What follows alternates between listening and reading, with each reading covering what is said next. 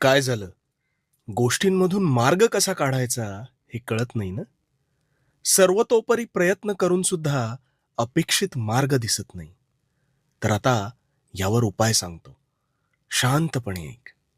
इच्छा असेल तर मार्ग दिसेल आणि दिसेलच. आता तुला का दिसत नाही ते सांगतो. आता मी तुला म्हटलं चल उठ आणि तिथे जा. तर तू काय म्हणशील? कुठे? तेच तर महत्वाचं आहे ना. कुठे?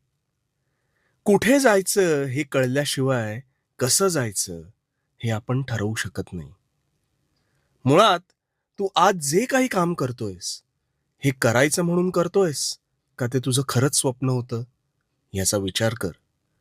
का फक्त उदरनिर्वाह आणि समाज काय म्हणेल या भावनेने तू ते करतोस?